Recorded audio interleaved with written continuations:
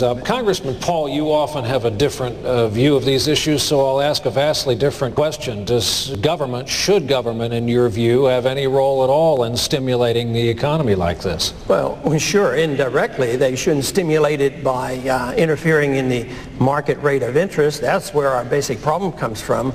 And when you do that, you get into these problems, and then everybody wants to solve the problem by printing more money and spending more money and asking the Federal Reserve to, lower interest rates. And that just makes the problem that much worse.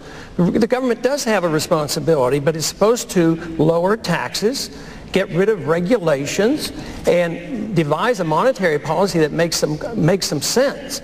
But to continue to say that we just appropriate more money, which is more deficit, and then expect us either to borrow it or expect the Federal Reserve to monetize it, it makes our problems worse. Just look at what's happening today. The dollar is crashing. And why? And Tim there suggests that we think of the economy but not in foreign policy. You can't do that. They're one and the same. That's where all the money's going. We're spending nearly $1 trillion a year overseas maintaining this empire. And then there's never been a war fought without inflation and destruction and devaluation of a currency. And this is what we're doing today to ourselves, is we're literally spending ourselves into oblivion. But nobody here is willing to even suggest that we cut something overseas. But we have to. We don't need to cut anything here at home. I'd like to see things frozen. I'd like to see massive tax cuts. But we need deregulation. I was one of 3 people that voted against Sarbanes-Oxley. I knew that would be a problem, and it is a problem to the financial markets. So this is the kind of thing we need. We need the government out of the way, but it should have sound money, low taxes, less regulations, and a sensible policy where we're not wasting our money overseas. Congressman, thank you.